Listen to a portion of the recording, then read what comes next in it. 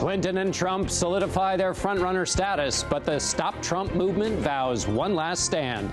I'm John Dickerson in for Gwen Ifill tonight on Washington Week. It's over. As far as I'm concerned, it's over. With your help, we're going to come back to Philadelphia with the most votes and the most pledged delegates. So close they can taste it. Hillary Clinton and Donald Trump on the verge of locking up their nominations and looking to the fall campaign. I think the only card she has is the woman's card. She's got nothing else going. If fighting for women's health care and paid family leave and equal pay is playing the woman card, then deal me in. The latest battle line, gender. We're likely to hear about that issue again and again after the primaries, while at the same time, Trump lays out his vision for the U.S. role in the world. America First will be the major and overriding theme of my administration. What that means and how that's different. Meanwhile, Ted Cruz and John Kasich scour the playbook for anything that might help them block Trump's nomination. And Cruz goes one step further. If I am nominated to be President of the United States, that I will run with my vice presidential nominee, Carly Fiorina. Will it do any good? Covering the political race this week, Jeff Zeleny, senior Washington correspondent for CNN. Lisa Lehrer, national political reporter for the Associated Press. Jennifer Jacobs, national political reporter for Bloomberg Politics. And Indira Lakshmanan, contributing writer for Politico magazine. Award-winning reporting and analysis, covering history as it happens. Live from our nation's capital, this is Washington Week with Gwen Ifill. Once again, live from Washington, sitting in for Gwen Ifill this week, John Dickerson of CBS News. Good evening. It was a good week to be a frontrunner. Donald Trump swept all 5 of the Republican primaries in Connecticut, Rhode Island, Maryland, Delaware, and Pennsylvania. He now has a more than 430 delegate lead over his closest competitor, Ted Cruz. Hillary Clinton won 4 of those 5 states, losing to Bernie Sanders in Rhode Island. We're going to imagine a tomorrow where hard work is honored, families are supported, streets are safe, and communities are strong, and where love trumps hate. Let's go forward, let's win the nomination, and in July, let's return as a unified party. Thank you all so much. Clinton has a more than 300 delegate lead among pledged delegates, which grows to 800 if you add her lead in superdelegates. This inspired some real talk from Bernie Sanders. I am very good in arithmetic, and I can count delegates, and we are behind today. But you know by what? Some wishful thinking. But you know what? Unusual things happen in politics. And with your help, we are going to win the pledged delegates. And with your help, superdelegates may well reach the conclusion that Bernie Sanders will be the strongest candidate against Donald Trump. Jeff, Bernie Sanders is making it sound there like he's got a shot. Does he? I think as the week comes to a close, he knows that he does not. I mean, that was the optimistic Bernie Sanders, still trying to allow his many supporters, and he does have many, many supporters, the idea that they should still vote and their vote still matters. But they know here tonight that the pathway is essentially closed, albeit some catastrophic event happens, quite frankly. So they know that the dream has sort of ended. But the Democratic race this week came full circle. I think this was the most consequential week in the campaign, really, since Iowa. Really, everything is sort of coming together as we thought it would, on the Democratic side at least. And you could see these divisions in the Bernie Sanders campaign really throughout the week. That some people wanted him to go forward and fight, and others said, let's sort of dial it back a touch. And I think he's been wrestling with that. We've seen Jane Sanders out, his wife. She is his closest advisor, his top political advisor, without question. And there's been some dissent internally. And it's understandable. he goes out and has these huge rallies, bigger than almost anyone else other than Donald Trump. And so why aren't they winning? And yes, these are closed primaries, maybe not totally fair, but he's running as a Democrat. But as this week ends, he knows that it is essentially over. And we heard him actually just yesterday in Oregon talking about how he can change the Democratic Party, how he can influence the platform. So he is not going after Hillary Clinton nearly as much as he was just a couple days ago, and not even slightly as much as he was a couple weeks ago. Yeah, so Lisa, and there were those mixed signals. I mean, on election night, he was talking about everything but Hillary Clinton, suggesting he'd moved on. But then they put out a press release that said he was in it to win it, using that phrase that she had used in 2008. So what would he want now? Will he stay in all the way through? He said he'll go to the convention. So how might it look if he's moving into a kind of a different phase now? Well, certainly, I mean, part of the issue here is nobody ever wants to get out of a presidential race, particularly when they have money. And he has an awful lot of money, and the money keeps flowing in, perhaps not at the pace that it was in January, but he has enough to continue doing this. So I suspect that he stays in through the end of the primaries.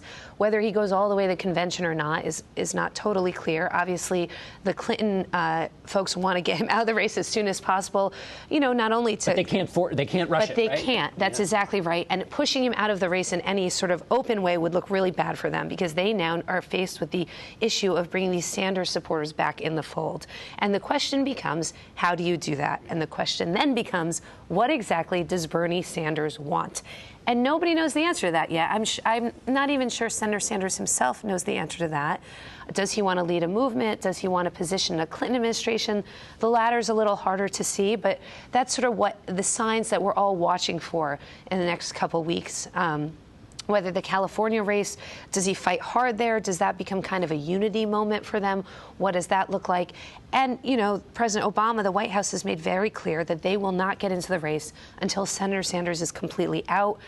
The Clinton campaign wants to get the president in the race. They think he could be a really strong advocate for them, so they're eager to have that happen as soon as possible. So, Jeff, if Hillary Clinton reads this as you two do, and she's ready to move now on to the general election, she has changed her focus a little bit. There's reports today she's also hired staffers for the general election in New Hampshire, Colorado, and Florida, all purple states. How's she turning to the general election? Well, she did it first and foremost by going back to her home and taking a break and planning for how she'll take on Donald Trump.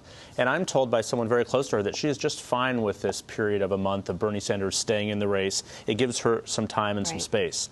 He is not spending nearly as much money as he planned in Indiana. He scaled that way back. The Clinton campaign on Wednesday was the first day since August that they did not spend a dime on TV anywhere in the country. So they are fine with this sort of break period here because they need time to ramp up for the general. But they, you know, are watching him very carefully. They certainly don't want to lose in California. That would be, she would limp to the nomination.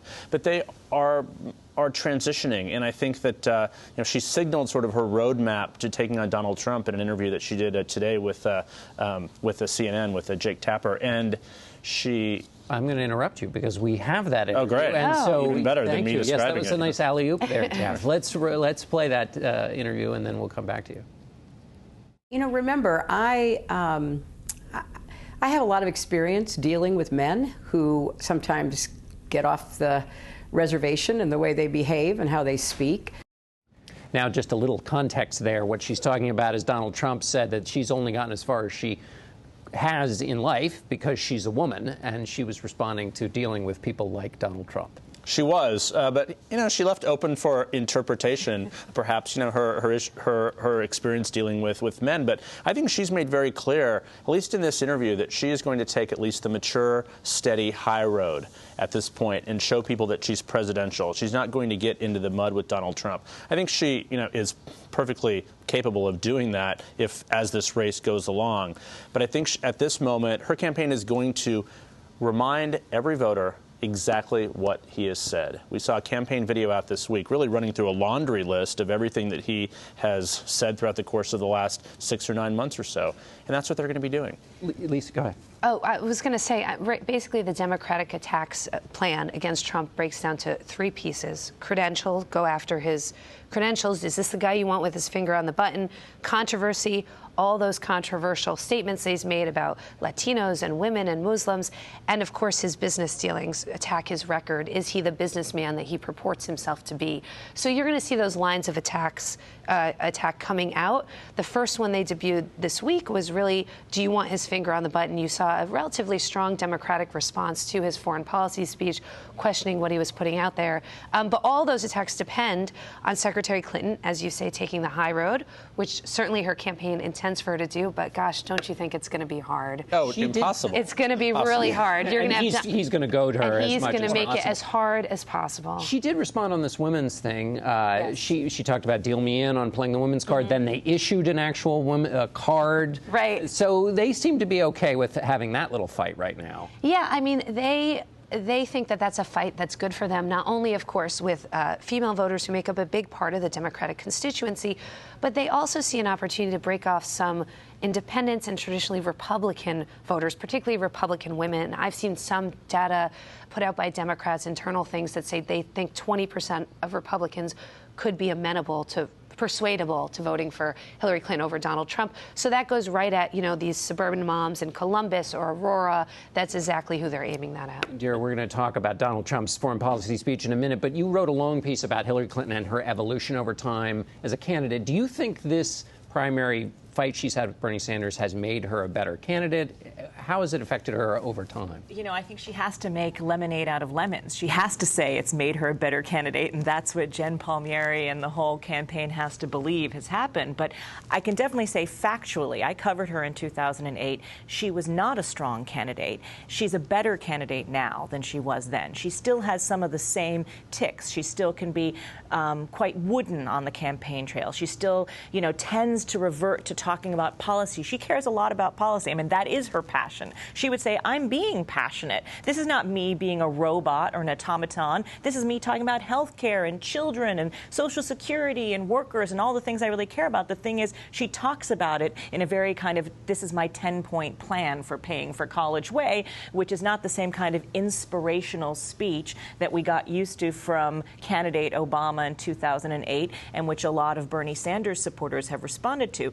What I focused on in my piece is how very, very different she is once she's actually an official in office versus how she is as a candidate. And I think what we've seen in 2016 is she's reverted back to sort of campaign Hillary, whereas for 4 years I got to cover her as Secretary Clinton, and she was a very different person, much more confident in her skin, much more comfortable, much more able to rile up and excite people and really have crowds eating out of the palm of her hand. The difference was they weren't American crowds. They were people overseas. She had to unlearn the lesson she learned as Secretary of State. Jennifer, let's pivot now. We're going to turn to the Republicans.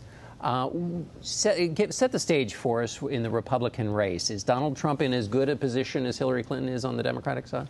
Interestingly, as she is preparing for the general election, he this week for the first time said, yeah, I'm the presumptive nominee. So that raised questions of how prepared is he for the general election? How much planning is he doing? So we did a little check on that. And it turns out that there are some pretty basic organizational building blocks that his campaign is still lacking. He doesn't have any sort of process in place to vet a vice presidential candidate yet at all. He doesn't have a fundraising operation in place to raise money for the general election. And that could be $1 billion that he needs to raise. And so this was 30 days into the tenure of his new chief strategist, Paul Manafort, who was charged with really bringing some structure and some professionalism to the campaign. So we did a little checkup on Paul Manafort's first 30 days, and it turns out there are some people within the campaign who think he has made a big difference. He has imposed a more regular meeting schedule. He's changed the budgeting somewhat from a month-to-month to a more longer term. He's spending much more money and hiring, and he's got a policy shop that he's creating in Washington, D.C. There's many things that he's doing.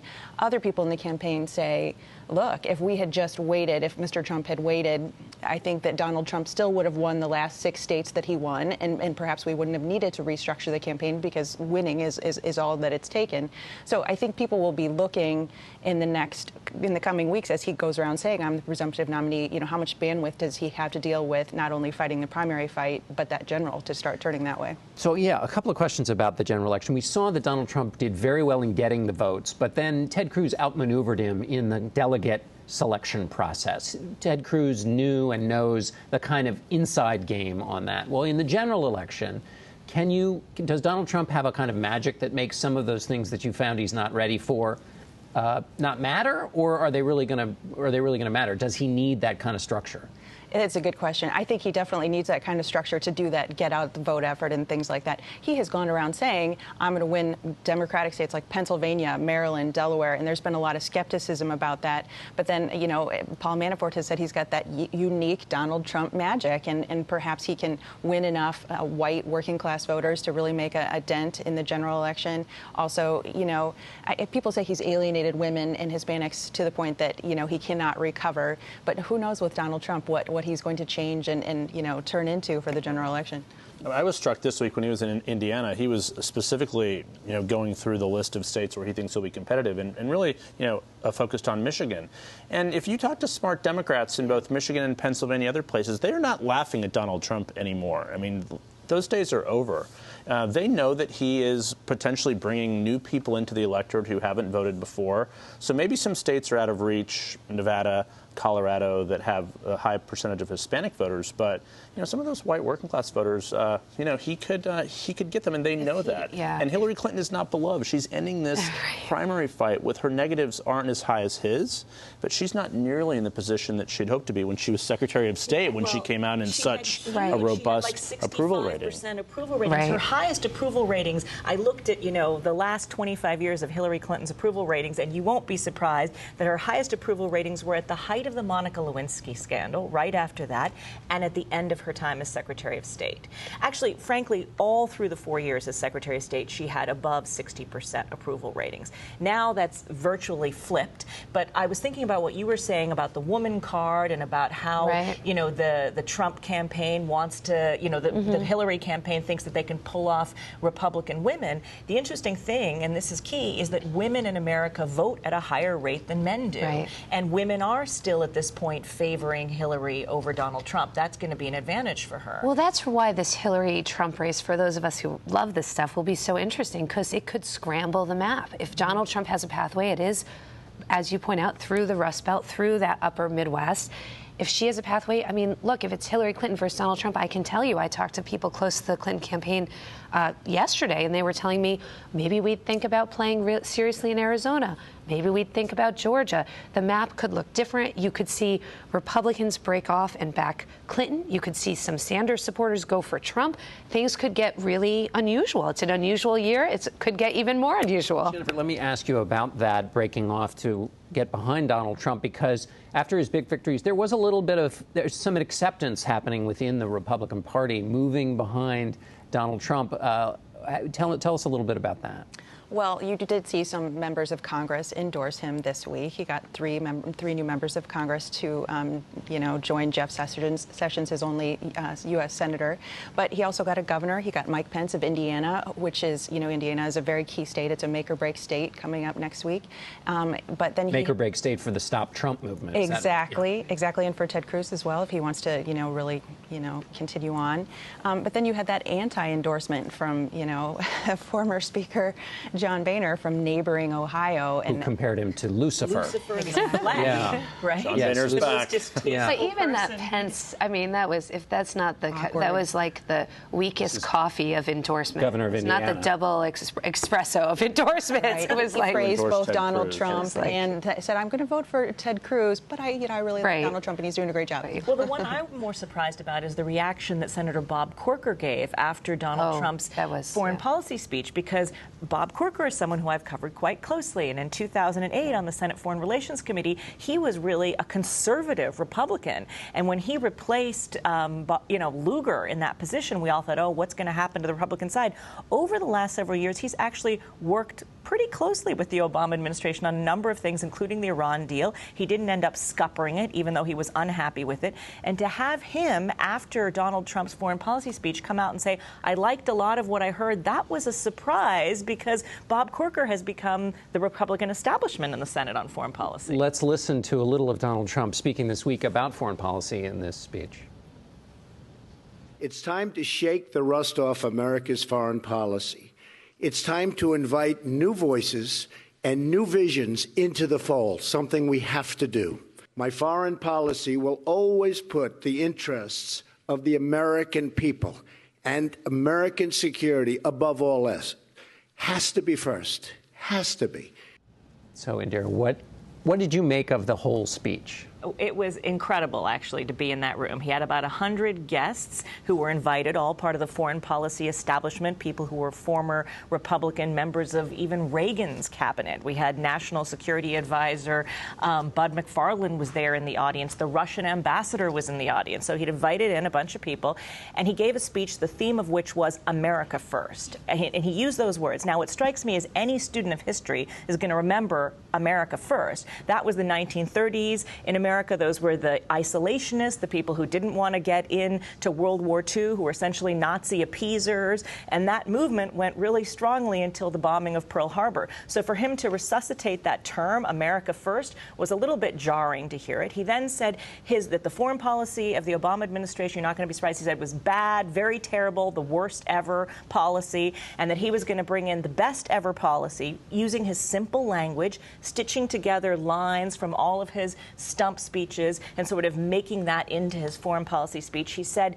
that his foreign policy is going to be the first coherent foreign policy since the end of the Cold War. However, it's also going to be completely unpredictable. So I sat there in the audience sort of scratching my head and thinking, you're going to be coherent and unpredictable at the same time. Then he also said, we're going to really spend much more money on the military, make it much stronger, but we're not going to use the military unless we absolutely have to. But we are going to be tough on ISIS. We're going to hit them. We're going to go to war. But we're only going to fight wars if we can win. I mean, it was a lot of saying what everyone wanted to hear. There was something for everyone. So, Jennifer, what's the point of this speech if it's going to be that vague? But he gave it behind, you saw the flags in the background, the teleprompters. What was he going for? The message that came through to voters was that two-word slogan, America First, and people really responded to that. You saw it on social media. People, they just loved it. What was most striking to me, though, this is, okay, we're at the end of April, and he's, almost the Republican nominee. That was his first foreign policy speech. I mean, generally in presidential campaigns, people have laid out their foreign policy before. So I think the fact that he was giving his first really substantive speech has Bernie Sanders really laid out his foreign policy? I mean, I don't... Certainly more than that. More than this. Absolutely more than this. One thing I want to get to before we're done. Ted Cruz picked the vice president this week. Quickly in the last minute, give us your sense. Is that going to do anything to help him in his effort to stop Donald Trump, picking Carly Fiorina? Well, it changed the flow of information. And, she's popular with donors, women, Republican women like her.